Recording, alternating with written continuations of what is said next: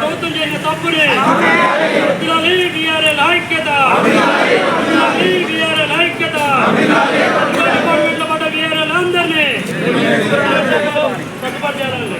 ఇతర శాఖలకు పడ్డ బీఆర్ఎల్ అందరినీ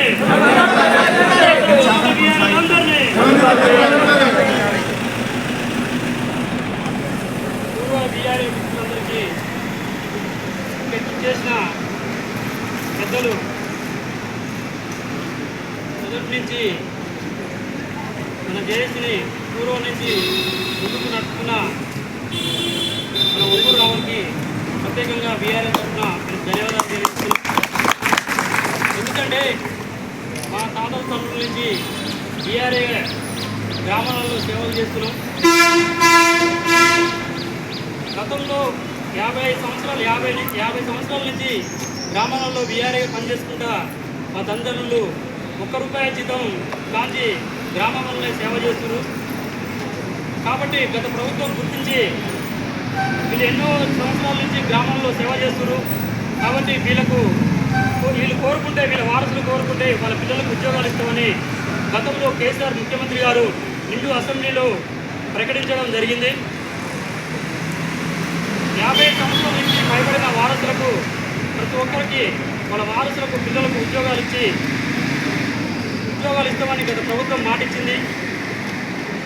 కాబట్టి గత ప్రభుత్వం ఏం చేసింది, జీవో రూపంలో తీసుకొచ్చి 8185 జీవో ప్రకారం 61 ఎబో రిటైర్మెంట్ తీసుకొచ్చి వాళ్ళకి జీవో రూపంలో జీవో ఇవ్వడం జరిగింది. మిగతా వాళ్ళని డిగ్రీ చదువుకున్న వాళ్ళు జూనియర్స్ ఇవ్వడం జరిగింది. ఈ విధంగా డివైడ్ చేయడం వల్ల వేరే డిపార్ట్మెంట్లకు మున్సిపాలు, మిషన్ భగీరథ, రెవెన్యూ శాఖ, ఇరిగేషన్ డిపార్ట్మెంట్లలో కనీసం గత ప్రభుత్వం ఆలోచన చేయకుండా, లేడీస్ని చూడకుండా ఇటు ముసలి వాళ్ళు 60 లోపు ఉన్న వాళ్ళని తీసుకెళ్ళి మిషన్ భగీరథలలో, ఇరిగేషన్ డిపార్ట్మెంట్లలో వేసి కనీసం అక్కడ వాళ్ళు చేసే పరిస్థితి లేదు. వాళ్ళు ఆల్రెడీ ఓల్డ్ ఏజ్ అయినా వాళ్ళు మిషన్ భగీరథ, ఇరిగేషన్ డిపార్ట్మెంట్లో చేసే పరిస్థితి లేదు. ఆ జీవోని నైట్ జీవోని తీసుకొచ్చి సర్దుబాటు చేయడం జరిగింది.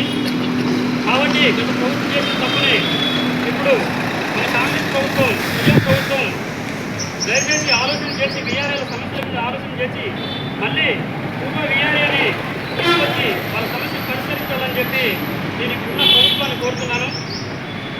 దయచేసి ఎందుకంటే గత ప్రభుత్వం అసెంబ్లీలో ఇచ్చిన మాటని ఇప్పుడున్న ప్రభుత్వం ఆల్రెడీ ఐఏఎస్ కమిటీ వేయడం జరిగింది.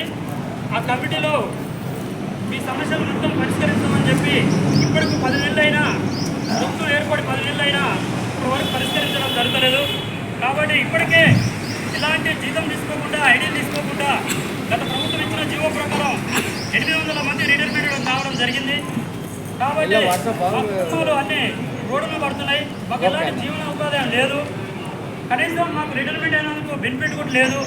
కాబట్టి దయచేసి ఇప్పుడున్న ప్రభుత్వం ఈ బీఆర్ఎల్ సమస్యల మీద పూర్తిగా తొందరగా దీన్ని పరిష్కరించాలని చెప్పి రాష్ట్ర వ్యాప్తంగా మా దేశ తరఫున బీఆర్ఎల్ ఇక్కడికి సీజీఎల్కు రావడం జరిగింది.